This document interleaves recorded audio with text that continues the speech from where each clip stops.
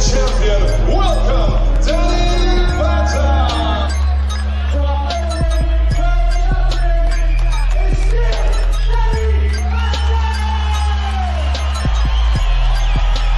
Number one.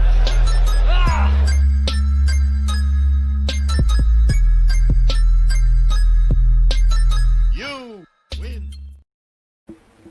Hey guys, I'm Sai. Welcome to Ace Podcast Nation, the home of the Danny Batten Fight Show, and this is episode number 31, and we are talking UFC Fight Island number 2 from last night, and it's going to be a slightly short show today, as I'll explain in a second, but of course you can find this show live on Facebook, YouTube and Twitter, and we do lots of other shows on all different subjects. We got live and recorded shows on football, MMA, mental health, conspiracy theories, cricket, pretty much everything you can think of, all sorts of things with top guests, expert analysts and more. So follow the links to the social media below and subscribe to the YouTube channel, which is youtube.com/acepodcastnation.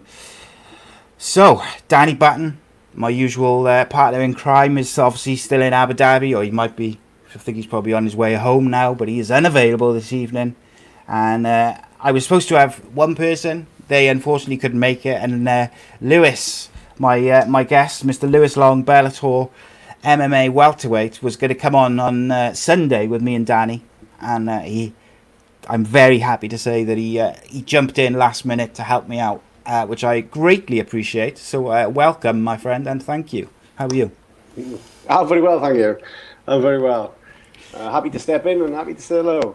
Yeah, I appreciate you coming on, mate, because I was in a bit of a spot, but it's what it is. Everyone's busy and all this sort of stuff. The card is littered with British names, and I'm happy to talk about them. I know the majority of them very well, and happy to chat about them and talk about it and go from there. Yeah, there's a couple of Welsh boys on there as well, a couple of English girls and boys as well. So yeah. Yes, it was good though. It was alright. I enjoyed the card, I gotta say. It was enjoyable. I enjoyed the prelims more than I enjoyed the main card, although the main event I thought was pretty good. I know you focused mainly on the prelims, didn't you? Yeah, I'm not a massive sport fan. I mean, it's very much a best man's holiday for me. It's I'll watch the people I know, but other than that, I'm not a massive fan. But well, like I said to you just before we started, like, it's surprising how many some of the boxers and the MMA fighters who I've spoken to that don't actually watch, the UFC or Bellator or whatever it may boxing. They don't watch that many fights. They watch the big fights, or like you say, people they know, but they don't necessarily watch it, religiously every Saturday or whatnot. But I guess when you do it every day, it must get a bit too much. You know what I mean? Well, I'm all for the sport. I mean, it's all I do all day, every day. Coach, train. I love it. I do. I do enjoy watching fights. But I think when it comes to like a Saturday evening, I got to stay up till 5 in the morning or 4 in the morning. Yeah. It's not, for me. It's not something I want to do. I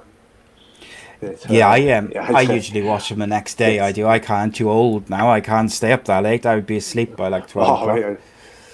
No chance. No, I'd be in bed 9:30 and 10 nights now. Yeah, it's that's early. That is, jeez. But then I suppose you probably get up early, didn't you? Mate. Lockdown changed me. So what's lockdown been like for you? 5, 6. What's it been like for you? Well, I suppose I'm pretty lucky with the fact I run my gym, Matt Academy, so I've had obviously unfiltered access to that. Obviously, I haven't been able to do the usual thing, which is fight people, hug people, and dangerous hugs. But no, I've just been absolutely nailing the kettlebells and on the Concept 2 rower. I've done like 2 marathons, 4 or 5 half marathons, and God knows how many sprint sessions and kettlebell sessions and bag work. So at least I've had some way of channeling the energy, and I feel for the fighters who haven't had, who've had to just hit the roads all day, every day, because I was going to say, it's something they don't do, you know. not everyone will have had that, that privilege, or that they would have been as lucky as you. Like, some fighters have literally just been doing cycling and running. I think probably we've got like the fittest fighters around the world that we've ever had after lockdown, where they just had to do a lot of cardio and stuff like that. But I think with this lockdown, a lot of people say like, it could be worse, this, that, and the other, and it could be for everyone. We could all be in a third world country, or struggling with something else, or had a relative struck ill with it. But I mean, it's been hard on anyone, no matter who they are. Everyone's had a massive upset to their life, and it has affected everyone. Even the luckiest of us have had to struggle with a few things. To everyone who hasn't, had a good thing, but it is. It's kind of is what it is. Everyone's adjusting, and then just got to kind of get on with it. But have you kind of got any plans or heard anything about fights for yourself? No, I recently had a grappling match against a good guy, Ben Hill, lovely guy, a good competitor. Other than that. And I mean, even then, technically I was breaking the law to travel out of Wales at the time, which I probably shouldn't say, but, I did ninja roll across the bridge. I was stuck in a dive in. But, still, again, I mean, realistically, I don't know what we're meant to do anymore. But, no, I think there is some movement with Bellator. Not sure, I know they've announced fights. I think that's more US based. I've seen some UK fighters post about potential fights. So I think there is some move UK roster as well. So fingers crossed. This just get it going. Yeah, then. Well, that's it. All you got to do is be ready, innit? So you've got. Bellator announced Sergio Pettis versus Ricky Banderas headlining a Bellator card on July the 24th, which I think Aaron Pico's on it as well.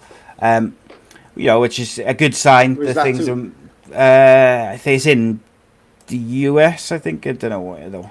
So look. Yeah.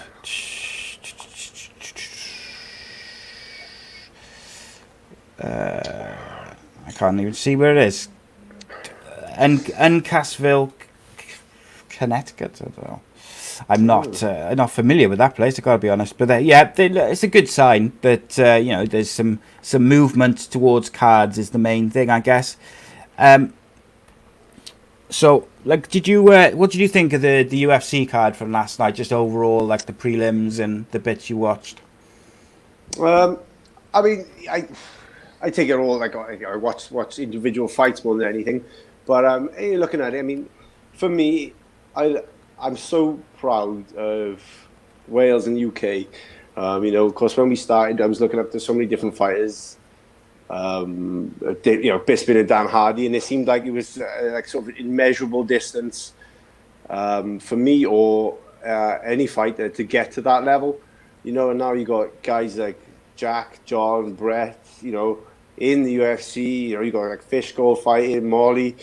To me, it's like it's special anyway. It's not just like it was a good card, but like it's special for me. Because as I said, it was like an immeasurable thing. It just didn't seem possible when I was at a younger age to get to that place. So I'm really proud as a nation and. Yeah. Oh yeah, 100%, mate. When we had Richard Shaw on with Danny for one of the review shows, and we were talking about it's not just the guys that are already, the guys which are in the UFC or Bellator like yourself. It's the guys at the top of Cage Warriors, but also then you've got a massive abundance of talent underneath that who are just waiting for your guys like like Paddy, the Paddy Pimblett and. Mason and people like this to go to Bellator, to UFC and kind of move on from Cage Warriors. And then you've got all these other guys who are going to kind of move up the Cage Warriors cards, and the talent is so deep in the UK. And then, of course, you look in the UFC and even these guys, like there was a lot of guys yesterday who were like either making their debut or they were 1 or 2 fights in, and some of them look really rounded, polished fighters, and the standard is just so high at the moment for MMA everywhere, I think, around the world. I mean, what we get now in Wales, I mean, is disciplined MMA fighters, not just people trying their luck from different traditional styles. They are real fighters taught by good MMA coaches, grappling coaches, and everything from day one, rather than just trying to piece things together themselves, which which was the case. Yeah. Oh yeah, 100%. And like you said, a few years ago, it was like kind of like Dan Hardy and Bisping was all you had to look for as a UK fan or as a UK fighter to aspire to. There wasn't a great deal of guys in the UFC, certainly. Obviously on the Cage Warriors scenes, there was guys like Danny Batten and other guys who were around, but at that top level, there wasn't an abundance of British talent, which is good to see. Yeah, I mean, I had 3 pro fights before I knew what a single leg takedown was. Smart. So and you think now, I mean, who isn't taught that from day one? Well, interestingly, there was the guy in I think it was the first fight on the main card last night. He got signed, so it was Monia Lazez. He got signed because Dana White's son was out on a night out celebrating his birthday, and a fan or a friend or someone came up and showed him a video of this guy's highlights, and then they were going to put him on the Contender Series, I think, and then they ended up signing him. And you kind of watched the first round of this guy, and his striking was exceptional. He was a kickboxer, I think, and unbelievable some of the stuff he was doing. Real strong strikes and technically sound. Everything was right on point. So you were thinking, he's new. He's quite new to MMA. His striking's good, but what's he going to be like if he tries to get taken down or he goes to the ground? And then next thing you know, he hit the guy with a clean as a whistle single leg, took him down straight away.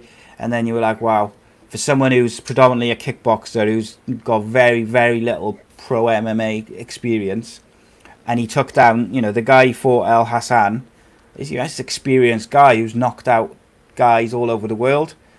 And it just shows you the level. I think the level everywhere in MMA generally as a pro, I think, and you know much more than me, but I think the general level everywhere is like up here compared to where it was. But I think when you get to the UFC, it doesn't matter if you rank 50 or 20 or in the top 15. You're going to find it very difficult if you haven't got an all-round game to take it on. There's so many ways to lose. You've got to be so careful, so patient, so so skilled. All around. And as you said, this everybody knows something you don't, and that might come out, and you might drop your guards. Mistakes get punished, don't they, as well? I mean, this is why it's the fastest growing sport worldwide, and it's just exciting. It's exciting. Oh God, yeah. And I speak to Danny all the time because Danny, we when the UFC shows aren't on, like in lockdown, we've been doing retro reviews. So we've been reviewing the old UFCs. I think we're up to like number 11 or something.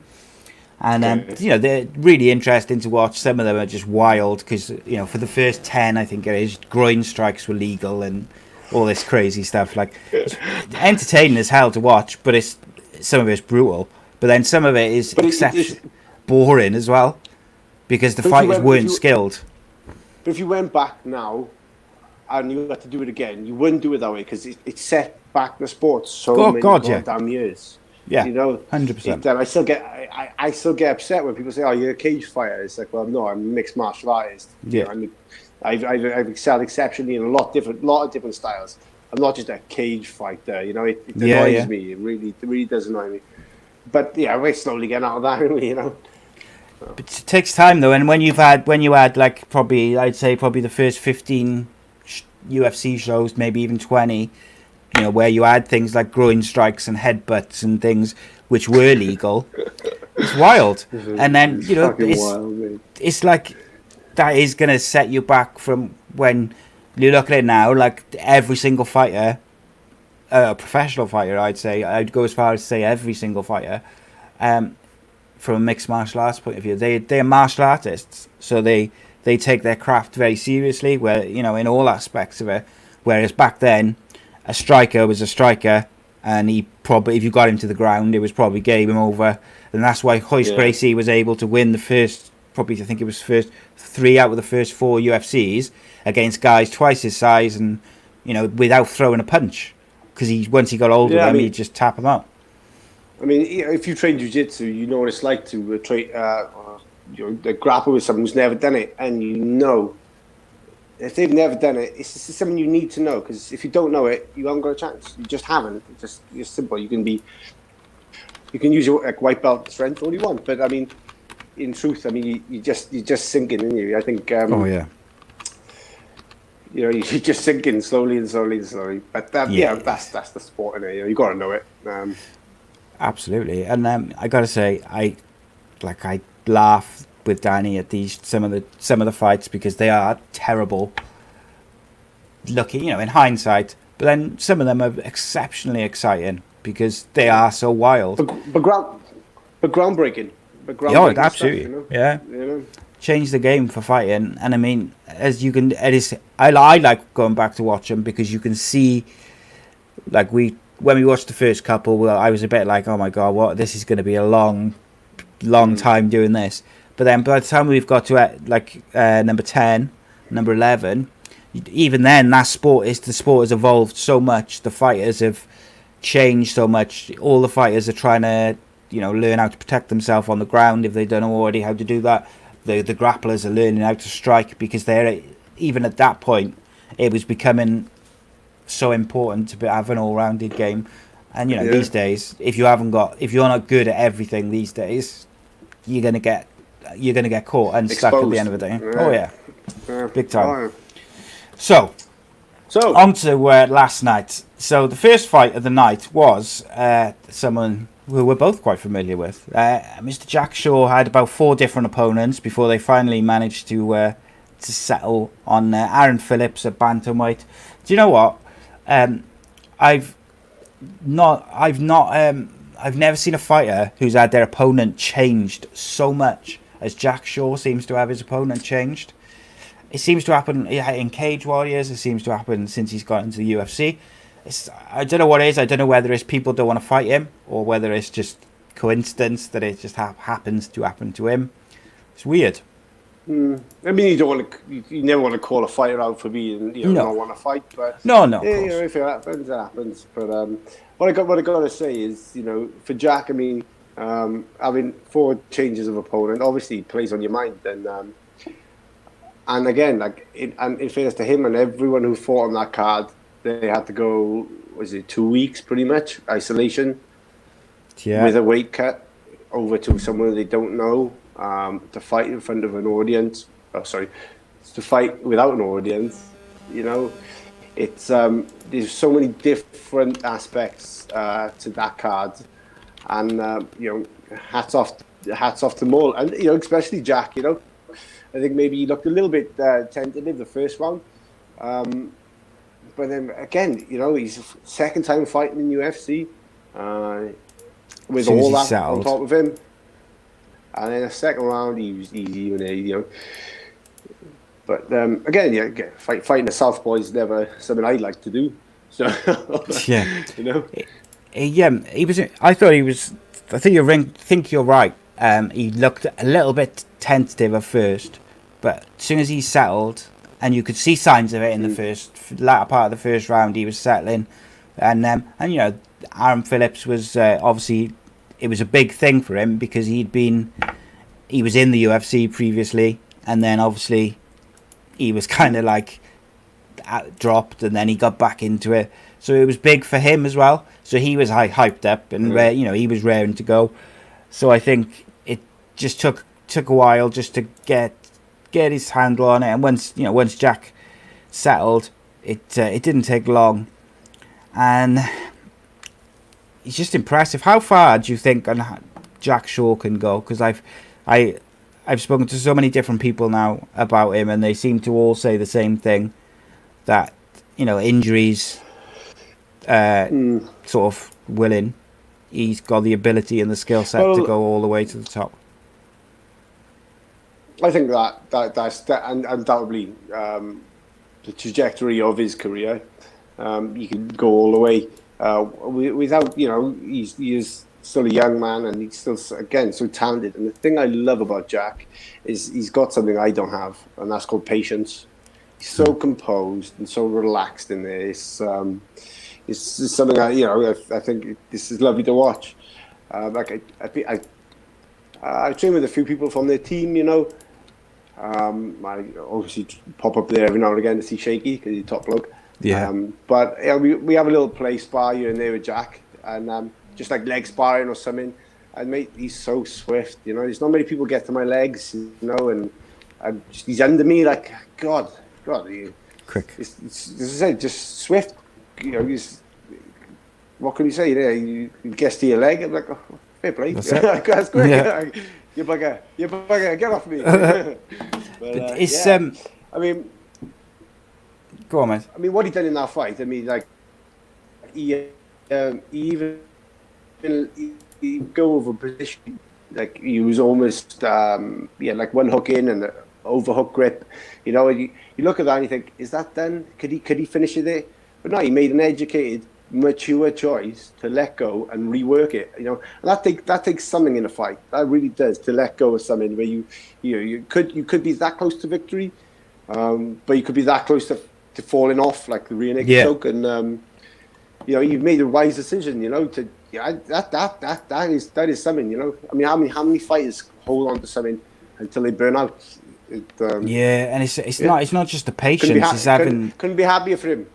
No, but it's not. It's the patience to do that, but also having the kind of the speed of thought to do it as well, because you know, a lot of they might have a fighter who's patient enough to do it and wait and make that decision, but it's also be doing it at the right time. Because if you do it a couple of seconds too late, you've got to be alert. Fall, you? Do you? No, I mean, you've got to be alert. Would you like to see him, so Danny in our last show, last week, he said that he'd like to see Jack face someone like Jose Aldo or someone who's kind of lost a couple of fights and is looking for a bantamweight bout, maybe on his kind of the downward slide of his career. I think that's probably a little bit harsh, but yeah. I mean, yeah. Well, we all want to see Jack do well, but that's probably a bit early for that one. Fights, maybe. I mean, like seeing maybe Jack versus like Nathaniel Wood or something like that. I mean, that would be a good one. I think a good real test of both of them. When I think Jack will come out on top, and we'll see the real grit and the expertise Jack has got. That will put him in line for fights of someone on the down run. You know. But yeah, I think I've got a feeling Nathaniel Wood is fighting somebody very soon. I'm sure I saw something earlier. Let's have a look. He's fighting John Castadina, he's replacing Umar Nurmagomedov. I can't say that name. Khabib's brother, I think it is. Yeah.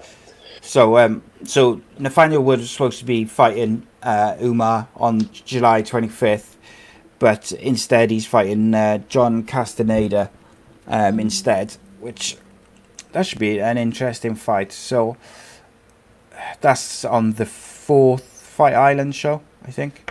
Yeah, the 4th one. So I think that's the final one. So yeah, but then I think Jack said last night in his post-match interview that he'd like to fight again before the end of the year. So I mean, if Nathaniel Wood picks up a victory next week, that'll open that quite nicely for them to face each other at the end of the year. Maybe I'm sure they'll want to get a UFC London card going sooner rather than later. All right, and then we can't be far off. Can't be far off, can it? I mean, no.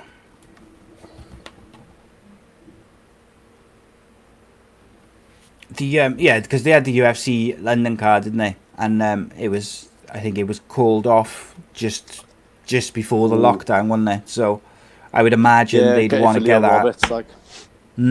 There's a few boys on there, weren't there? And I think Yeah.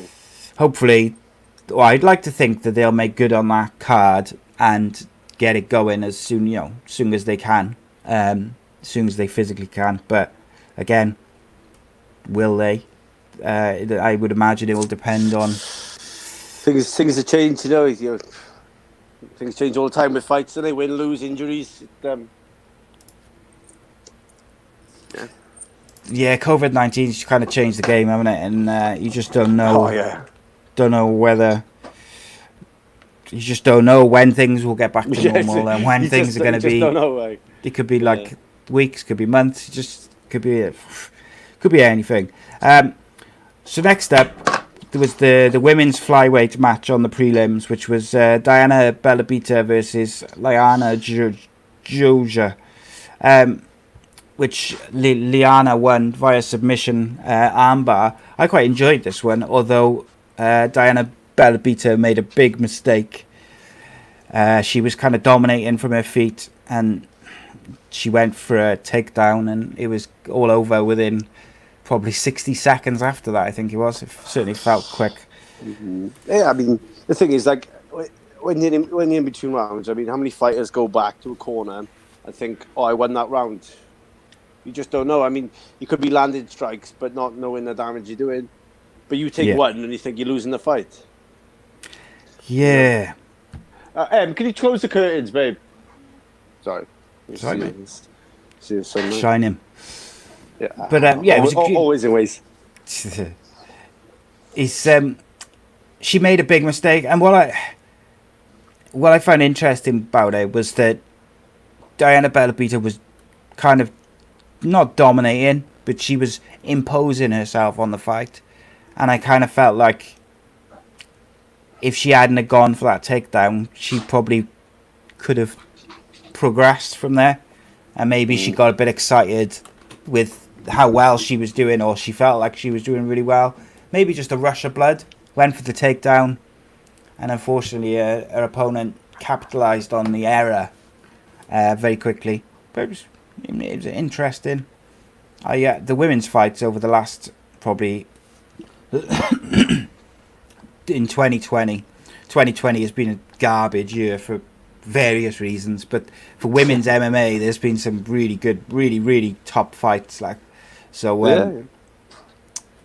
do we have then we had Chris Fishgold versus Jared Gordon, which was enjoyable to an extent, but it was quite one-sided. Yeah, I mean, I kind of wonder here, like knowing Fishy and knowing Meatball.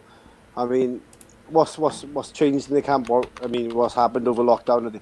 Maybe did they maybe put on too much weight and struggle with the cut? I mean, we know Fishy did because he missed weight, and then look, then had that a loss there. But I mean, were they both working with a different dietitian or something like that? Because I kind of thought they both. I know they're both a lot better than the way they performed. I mean, Fishy. I mean, he's had such a track record, going on to guillotines. But again, it's just it's a thing to latch onto a head and arm guillotine. It's not the best way to go for a position. Obviously, because you lose it if you don't get it. I kind of thought he sort of waited a bit too much. He likes to get in the pocket and fight, which is the way I like to do it as well. But you got to give something to get something, like. Yeah. I think personally he waited a bit too much. And I just gutted for Fishy. Like, I love him to bits. Like, he's a great guy. Like, I think it wasn't out of his reach. Obviously, missing weight is gonna get in your head, and But then again, remember this: I mean, 2 weeks lockdown. Like, not 2 weeks lockdown. 2 weeks in a hotel room trying to cut weight. It's hard work. That's got to be, isn't it? And I mean, you don't know what he's put on. During lockdown, you don't know someone's issues, do you? I mean, God, personally, I'm heavy. Who isn't? Like, Yeah. let alone get in the call up. Do you want to fight your welterweight or lightweight? You're like, oh shit. Yeah. So And that's just. I mean, you could say it's not excusable for a professional fighter. I know, but it's the weight is always something in it. You don't want to fight the scales. You want to fight in a fight, but. Everyone's keen to get back in there now, and they, regardless whether they're 10, 15, 20, 30 pound over, you want to get back in there, don't you? I mean, I don't think it was a bad performance really, but I mean, given the better circumstances, again, granted both fighters didn't have it, but I think he definitely do better, Yeah, I think it must be catch-22 for fighters, because I know like a couple of fighters I've spoken to have said they won't take a fight until they can have a proper fight camp, or they want a full fight camp before they'll fight, because you never know when that opportunity is going to come up again. So, well, that's sensible. If I'm gonna fight for, whether it's the biggest company in the world or for a title or whatever it may be, then I want to be right, and I don't want to rush into it. That's sensible, but time waits for no man. And you take opportunities when you get them, and you take them with both hands, and that's the way of the world. And if you want to get anywhere, you got to be there. You got to be able to go out, give it, and take it on the chin, and come back. We can all say we want the best camp. We have this, that, and the other, but it's not the way. It's not the way of it, is it? No. If I get an opportunity now to fight in 2 weeks, do you know what I'd say? I'd say yes at middleweight. No, but no, you do it, don't you? You do it because it's an opportunity, and if life gives you opportunities, you take them, and that's simple as. Especially when it comes to the biggest platforms in the world, because you just don't know. You could go out there and give the best performance of your life, and next thing you know, you're there, and changes your whole life, doesn't it? The thing is with MMA, I mean, people get so caught up with records and stuff, but you're only 1 or 2 fights, maybe 2 or 3 fights away from a completely different life or world for yourself, So I don't disagree with any fighter taking fights short notice, as long as it's safe and healthy. Yeah. But, fighters say they need a full camp and that. Nah, you should be fit. You should be fit all year round. You should be relatively fit. Yeah. I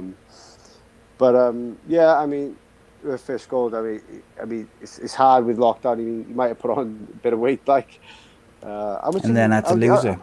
How much did he lose by? 3 pounds over he was. It's a fair bit as well, right? Yeah. But and sadly, going into a fight, you just gotta forget about that, haven't you? What's that do to you psychologically if you're overweight and you're going, you're fighting on this big card, everyone's watching? Is that going to mess with your head knowing that you've missed weight? Personally, yeah. I mean, I'd be crying, like I'd be not crying, but I'd be really upset with myself, and it takes something to just to get back in, get there, and turn up and fight well. Just put it past you. It is what it is. The fight's still going ahead. It of course it's going to play on your mentality, because you're a professional fighter, and I know Fish Gold is a professional fighter. He doesn't want to miss weight. He doesn't want to lose money. He doesn't want to do any of that. It's shit. It's shit, isn't it? That's the best word for it. It's shit. It's not much you can do about it, is there? I mean, in terms of once it's done, it's done. You've got to try and just get your head around it and do the best you can if the fight's still on. I thought Jared Gordon did very well. It was 30-26, 30-26, 30-26. But after I watched it, I felt like maybe Fish Gold would have thought, did I, could I have done more? I just wondered how he would have been feeling afterwards. I didn't see his post-fight interviews, but I would have liked to have heard what he said, just to Yeah. see how he was feeling. I agree. I mean, I think like, it would have been nice if he didn't go for those, set off those guillotines a lot. I mean, I think the fight would have taken place a bit differently. Because Fishy's, sorry, I'm playing with my phone. He is sharp on his feet. He is sharp on his feet as well. I don't think he needs to just give a position and drop for guillotines. Yeah. Especially as I said, you cutting weight. He doesn't want to. He wants to get in there. He wants to perform, even though he's missed weight. So I think pressure was on. As I said, it's just shit in there. So it's just horrible times, and even worse when you miss weight. Oh yeah. So next up was Modestas Bukashkash. I always get his name wrong, and he always laughs at me. Right. Versus Andre. My missus had a go at me now, right?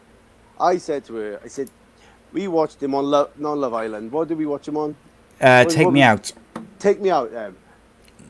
Recently, I was sorry, but it must have been some other girl. No, it wouldn't have been. We don't watch any of that. No. It's all due. It was. He wasn't on it recently, but it was. Yeah. It's been on TV recently. I know that. But yeah, he was on that. You got to do what you got to do, I suppose. But he's got a massive reputation for his striking and stuff, and his explosive finishes and stuff. He had a big size difference over Andreas Michailidis. Some people said the finish was a bit controversial. I didn't think it was. So basically, the finish was right at the buzzer went for the round, but just before the buzzer went, Modestas was hitting him in the side of the head with a load of elbows. I think he connected with about 5 or 6 of them, right sort of just above the temple and the ear. They were nasty looking elbows as well, I got to say. And then after the buzzer went, he didn't hit him after the buzzer. But after the buzzer went, the referee asked him if he was all right. He didn't answer. The ref asked him again. He didn't answer. And then as he sort of stood up, he fell backwards. The referee waved it off. But of course, afterwards, they showed that as he tried to get up, they opened the cage door behind him. So was that the reason he fell? I don't know. I think at the end of the day, he fell at the end of the day, and he had just taken a load of blows to the temple. So, like we said previously, I mean, if I know it's not a boxing match, but if someone just got hit a couple of times, and we're back to the corner in a boxing match, and even though the ropes were there or the corner was there, I went to sat down on the corner stool and slid down it and falling off the stool. The ref ain't going to take a chance. No. You can't do it if your fighter's falling everywhere. If you've just taken 3 or 4, elbows to the side of the head from that sort of position, it's not just rabbit strikes, are they? They're not this strong body, dropping them in. In this day and age, with everything we know, innit, about concussion injuries, maybe it's scary. And the thing is as well, if the cage door hadn't opened, would he have just fallen back through the cage into the cage and slidden down? I mean, of course we don't know, but I mean, you're not going to take the risk. The fighters aren't. And I think personally it was a correct stoppage. I think credit to the ref. It definitely should have been stopped, and I don't think there's any question in my mind. If I fell back through a cage door, open or not, or if I personally look at that and go, all right, I can see why you're stopped. I'm not going to argue, And and the thing is, mate, is the referee's job is to protect fighters from themselves sometimes, isn't it? And when you look at it from the referee's point of view, in that he saw the guy take several blows to the head, clean blows to the side of the head, and then fall over. There's no chance that any ref's going to take that risk. No, I mean, I'll take your word for it. Yeah, what's a minute going to do? It's going to make him come back a bit, stand up, and get whacked again. Yeah. Yeah, it's not going to help him out any. It's not going to clear the cobwebs, really, is it? No, it's just going to make him get up and go walk forward like a dummy, but he hit on the chin, and do some real damage. Get smashed with a head kick or something. But yeah, Modestas was quite dominant in the first round anyway. Up until that point, he didn't really look like finishing it. But no, he looked quite loose. They both throwing a bit. They were quite excited, to be fair. Yeah, it was good. I enjoyed that one. I got to say, I enjoyed all the prelims. I thought they were outstanding fights, most of them. British man lives, yeah. Next up was Richard Ramos versus Leron Murphy, a featherweight. Right now, so Murphy, where's he from now? Because I know he's out there with like Carl Prince and stuff. So he must be a British man. I've never heard of him. So when we previewed this on Sunday, and we focused predominantly on the British fighters, because that's what we talk about. That's what the people who listen and download and watch, whether they predominantly from Britain or Wales or whatever. It's your broadcasting. Yeah. So I left him out, and no one said anything. Like, oh, you've left out Leron Murphy. Yeah. And then, he's from Stockport. Okay. There you go. No one seems to know. No one seems to have known that previously, because no one said, oh, you missed him out. And I literally didn't know until they announced him as, and we've got another British fighter coming up now. I was like, all right, okay. Sometimes it's, just who you know, and sometimes people, all they need is an opportunity, and I saw the finish, and he sort of hammered those shots in, didn't he? Oh yeah, he didn't mess about. There was no question about that one. Well, to be honest with you, so Modestas took the bonus of the night, performance of the night for his finish, but I actually thought this was one of the most impressive finishes or performances of the whole night by Leron, because I just thought he just looked sharp, and the finish was beautiful, and Ramos just didn't defend himself for a good 30 seconds to a minute towards the end of the fight, and boy looked hungry, boy looked fierce. Yeah, well, he took his chance, didn't he? He took his chance. Take his chance. You open the door, you walk through it. You can do that for you, and fair play to him. You've got to take your hat off to anyone like that. As I said again, that fight island, this is new to a lot of people in this climate, and fair play to everyone on the card. Well, the thing is, mate, like we were just saying about taking your opportunities when you get them, because you never know when they're going to come. If he hadn't have taken this fight and said, oh, I want a full fight camp, for instance, that fight goes to someone else. They could have had an impressive stoppage. He's probably, for lack of a better term, goes to the back of the queue because he didn't take the fight. Whereas now he's all over UFC's media and social media because he's got that impressive first round finish on their big card where there's no fans, so even more people are watching it than they do normally. Watch, and then the main event of the prelims, which I was quite upset by, was John Phillips versus Krymaev. Didn't go as I would have liked, I gotta say. Our visitor. Hey, Morty, you okay? Yeah. Well, I saw the picture of the guy, and I looked at him and I thought, he knows his way around a fucking single or double leg. I like John. He's a good guy. I love him to bits. Like Welsh fighter, I've trained plenty with him. But if someone takes him down, it always seems to be just a one-way street. If someone's ego gets the better of them and thinks they can stand, they get KO'd. Simple. So anyone from a decent team with a good background is going to go, well, I know how to win this fight. I know how to win this fight. Let's take it down. Mate, again, I've traded wrestled with John. He's got more skills than this. I mean, I want to see something else from him, like the fight with Jack Marshman and John Phillips. It would have been an something for me to see something different from them both, because they both been in this sport a long time. I know Jack can grapple. I trained with him not so long ago. He almost tapped me out, like, and I'm pretty good on the deck, like, And so you think that fight could have been something different for them? Jack maybe initiating the takedown, or John just changing it up. I mean, it's not good. I mean, what's going to happen now for John? Yeah, he is an absolute KO machine, but at this level, it's not enough. It's not enough. It's not we go enough back to what we were talking about earlier, mate, wasn't it? About you can't just depend on one aspect of your game. It's not enough to rely on someone else's ego to stand with you, Yeah. Because God, who is going to stand with him? I mean, honestly, if you do, you're getting KO'd, and that's that. He throws 3-4 punch combos from a southpaw stance, wading side to side.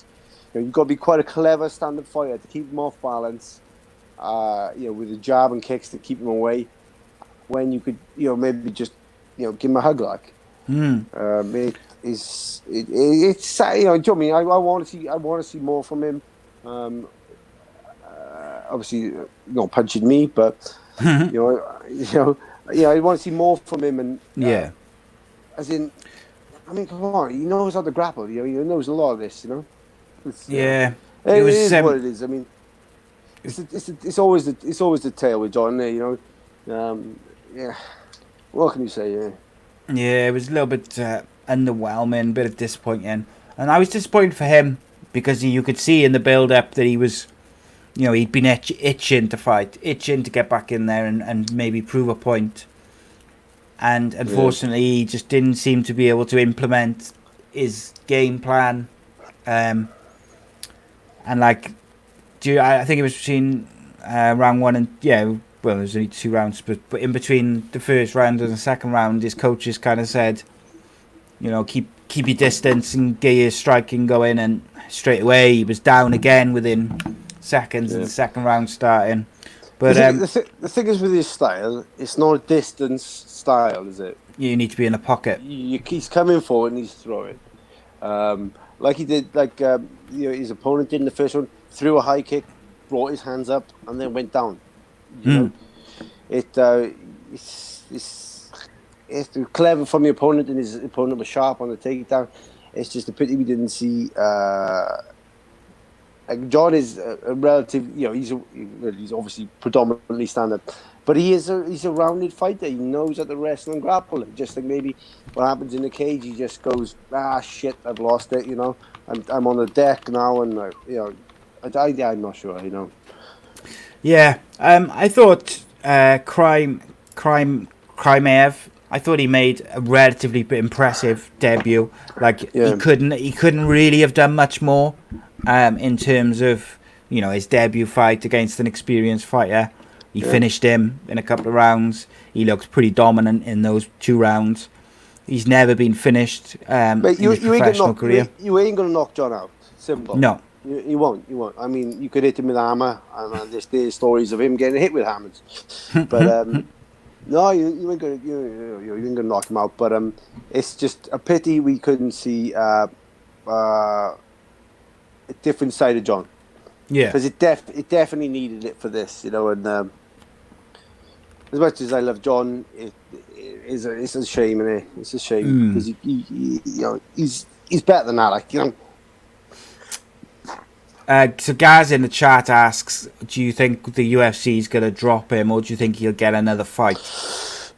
I'm really not sure. Because the thing is, he's a highlight reel specialist, isn't he? I mean, they love guys like that, don't they, as well? I mean, because you take a clip off him, you get him pegged to the ground, like.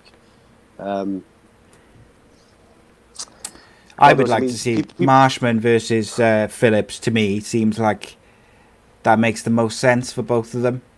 And it makes sense for the UFC as well, because I think it'll be a really good fight. Yeah, again, I mean, what's going to change for both of them? Yeah. Maybe, what is going to change? I mean, I know them both well, and, I don't want to be clipped off either of them, to be fair. But, it'd be nice to see, like as I said in the first fight, it'd be nice to see a different exchange rather than. I mean, they're both good in the fight. You know, Jack kept him away. Jab again moving away. John waded forward. You know, so quite technical, but it's not. You know, there's more to it than that, isn't there? Yeah. Just having a look then at the middleweight rankings to see if there's like any fights which kind of stand out for John Phillips. And but you put him in anyone who's going to knock out. He's a knockout artist as well, don't he? You put him in there and you just let him whack each other, don't you? And I think people out, don't you? If you look at it from a UFC business kind of point of view, is if they just put him with strikers, they're going to get good fights out of him. Yeah, of course. And ultimately, that's what they want, and is entertaining fights. And I think, whilst like if we saw an announcement tomorrow saying that John Phillips has been released by the UFC, I wouldn't be like shocked. But no, of course not. I also think that that's just being realistic. I don't want that to happen. Don't want that to happen to anyone. But I certainly don't want it to happen to a Welsh guy. I just think, from a business point of view, I think they could still do something with John Phillips as a company, which will be entertaining to the fans. It's just about matchmaking him with the right people. Yeah, as you said, he's a highlight reel specialist. I am on 10% battery, and I've got one of them phones. So if I disappear, it's for that reason. Okay. Okay. Let's rip through the rest because that's. I'll tell you what. We'll skip over to the Molly McCann fight because that's all the British fighters, and then I'll just read off the results and say a little bit about the other fights. Molly McCann versus Talia Santos. You touched on it earlier that maybe Molly didn't look herself. And she really, I've been really impressed with Molly McCann in her last couple of fights. She had that one banger of a fight where she was she had a massive bloody eye, but she's just like a hero. Like, it was unbelievable fight. This, she just never got going. Again, it makes me believe that maybe they're working with someone different during the camp. Like, the weight cut was a bit tougher for Molly as well as it was for Fishy. Maybe they're working with something different, whatever. Things haven't been the same. I mean, things haven't been the same for everyone, as we know. That's what makes me think that. The first round, when I saw her switching stance, I was a bit like, ooh, it's not good to switch stance because you're vulnerable when you switch. But she was getting off some good shots, She was getting off some good shots. But what I noticed was her opponent was landing one or two knees here and there.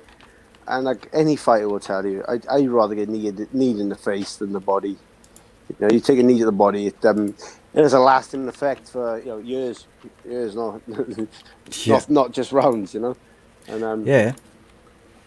I was just going to say that if you want to, hello. Sorry, I was going to say, if you want to take your headphones out and plug your phone in, just to finish off because we're nearly finished. It's up to you, mate. But have you already gone? Right. Are you still there? Still breaking up. I was just going to say, if you want to unplug your headphones, if you want to unplug your headphones and plug your charger in, just to finish off, you can do, mate. Because we're nearly finished now. Really, I'm just going to kind of skip through them. Keep you till the end. No, but can you hear me? Yeah, I can hear you. Just turn your sound up nice and loud if it's not, and then we'll be good. Yeah, I'm really bad tech, man. My phone's not best either. Can you hear me? Yeah, we just about hear you. Yeah, nah, you're right. So Molly McCann, I was disappointed. I gotta be honest. I was expecting more from her, and this fight was never in doubt at any point, really. No, I mean that first one I thought was. If she could have just upped the tempo from the first round, then it would have been, I think, her fight, But she ain't looking at those knees, it's just laying it down. It's Kurt's opponent. I mean, good game plan, but I thought, as I said, I thought Mod looked good changing his stances, and that's not something I often say when they fight. With my fighters, never hear me say, "Oh, change stance," Yeah. But I quite liked it. I thought, she was getting off some shots and even landing well, really well. It's just, again, it makes me think that she's tired. Was it because of the knees, or was it because working with something different that didn't, wasn't right? Because both Vicky and her, I thought looked a little bit lackluster, not their normal selves. So, to me, that I believe that really, yeah. Just something different in the preparation or the coaches or something. Okay, and then what else we've got? So you weren't able to watch any of the did you watch any of the main card in the end? No, I didn't watch morning. I'm sorry. Yeah, that's right. I'll just quickly go through the results. So we had Abdul Al Hassan faced Monia Lazez, which I mentioned earlier. Lazez was incredible, really, really impressive. And I tell you something, both the guys got a hell of a chin on them. Hell of a chin. It was unbelievable. Just some of the shots they took. Al Hassan in the first sort of minute or so, he must have unloaded about 20 shots at Lazez, and he just kind of covered up and took him, and then pretty much dominated the fight after that. But his strikes were incredible. I was really impressed with him, and like I said, he did some good some takedowns as well. So it's certainly a prospect for the future. But what was the significant strike landed? Say again. What was the significant strike landed? The site I've got at the moment, I haven't got it on typically. The one I normally use has normally got it all on there. Let's have a look. It was but yeah, it was kind of like, it's kind of a different story about like how he got signed. That Lazez, you don't really hear of that type. Then most of them these days, it's kind of through Cage Warriors or one of the other promotions, or they come through the Contender. You don't see many. Seen a clip on YouTube and got signed to a multi-fight deal on. Oh yeah, you said yeah. It's interesting. Like, let's have a look at these. See, got to take it. Where's the stats? Jesus, don't make it easy with these websites. What I liked about it as well is he called out Mike Perry after the fight, which for me, I think I'd like to see that fight, because they will just stand and bang. So Lazez he landed 4 takedowns, and the striking battle was 114-70 in Lazez's favour. So he had a good advantage on that front. Okay, and then we'll go through these last couple of results. Where are we? He says. And then we had a very entertaining fight between Jimmy Rivera and Cody Stamann, which went to unanimous decision in Jimmy Rivera's favour at bantamweight. It was a pretty good fight. I thought Rivera was relatively impressive, but I was never bored. It was an interesting fight, but tell you who is very exciting to watch, and you just can't take your eyes off what he's doing, is Tim Elliott, and he fought Ryan Benoit, or Benoit, I think they pronounce it. It went to decision. I'm not entirely sure how, because they both took some massive shots throughout and just kept going. And but Tim Elliott is so charismatic, like in his fights. He's doing all this weird dancing around and all these shots. Can't, if you're gonna go to points. Sport, you've got to play that. Like, yeah, I think. I hate this, but you've got to play it. In fights on social media, you've got to play it. Not my style, but you've got to do it if you want to be big. Yeah, well, you look at Colby Covington. He's very talented, doing all right, but he never quite got going until he started running his mouth. And then as soon as he runs his mouth, it irritates other fighters, and they all want to knock him out. Listen, and said like, well, I've got one option. That's either get cut or start absolutely mouthing off everyone. So everyone hates me. And you know, you got to do what you got to do in the sport. You know, you got to get in the ring. You got to make people get in the ring with you as well. You know. Yeah. So, Yeah, and the thing is, if people want to knock you out, you're gonna get fights, in you. At the end of the day, I should start it. I should start mouthing people off. Yeah. you should. You should start now, and I'll clip it for you. When the fight on. You love it. You love it. This is my child coming to ask me if he can have an ice lolly. It's unbelievable. No, Ready, start mouthing people off. That's bad. yeah. No, it's thing is though, like it's not everyone's style, is it? And like I go back to Jack Shaw. Like when I was talking to his old man on one of the shows about it, I said one of the things which impresses me about Jack is that like he's just like such a nice guy. So like I can't even imagine him like playing up or calling people out or like doing all the usual things that you might see from fighters on their way up. But then you put him in a cage and he's just destroys people in. I mean, he's treated by Shaky, and Shaky's a very good guy. You know, he always can fight. He can fight himself. It's great martial artist. You know, and he's respectful, and it's a lovely thing to see these days. You know, and he's just gonna keep.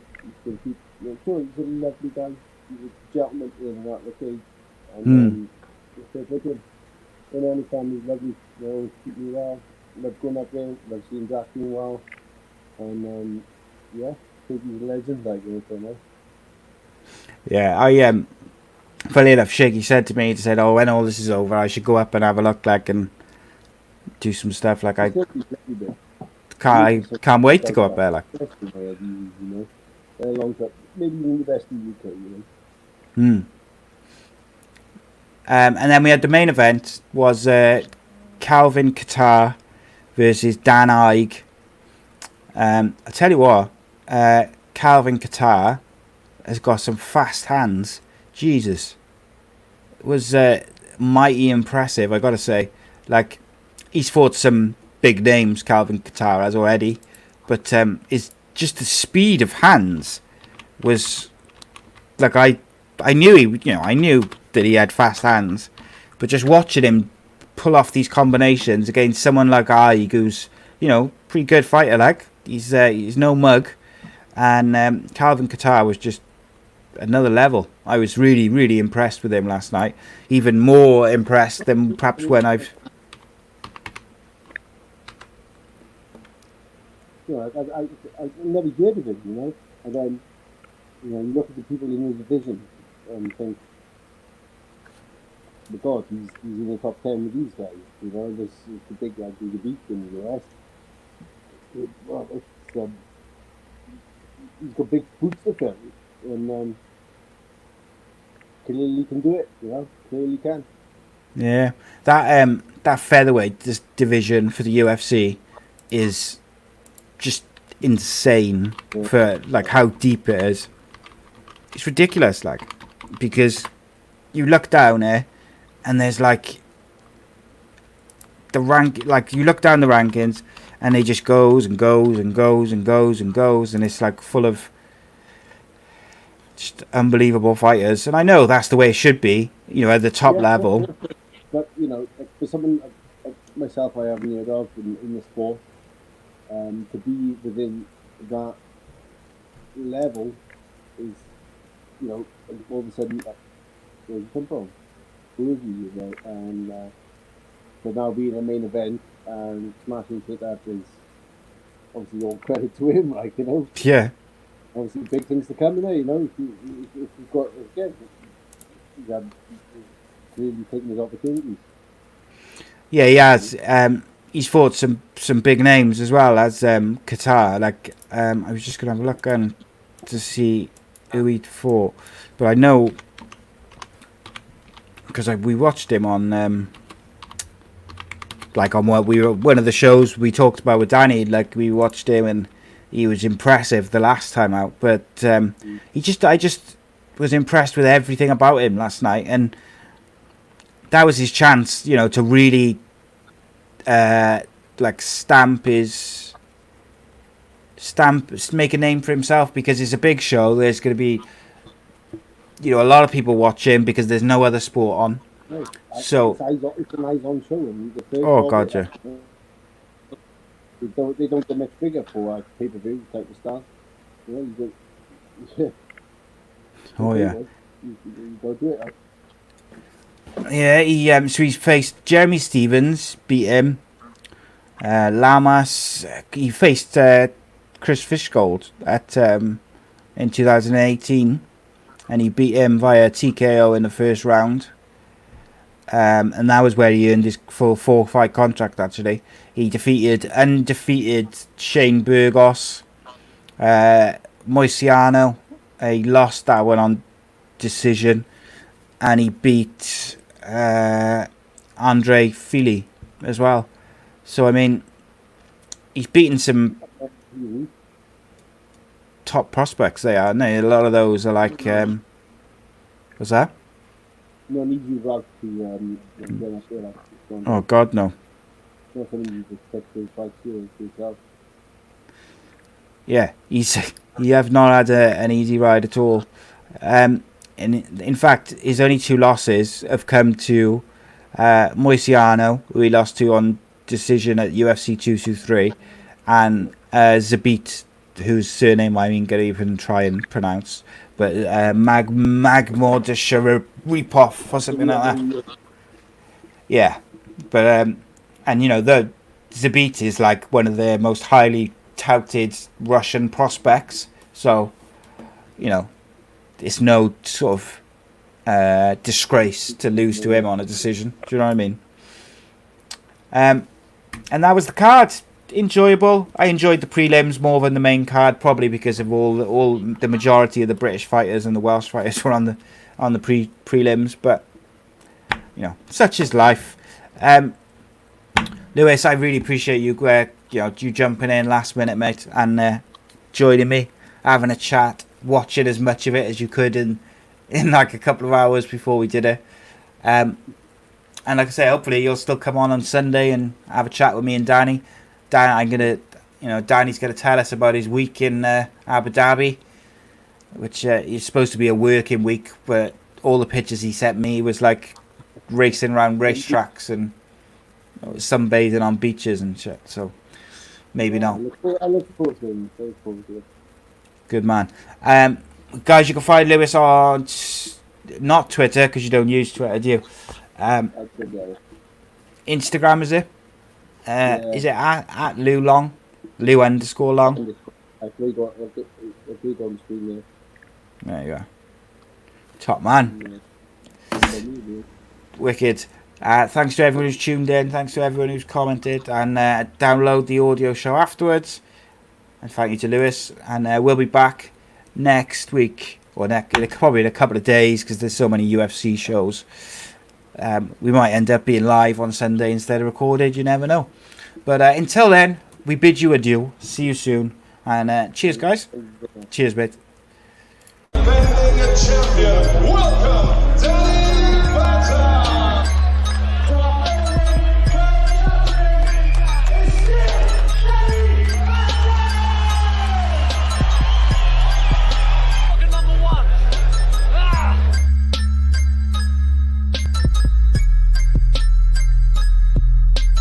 You win.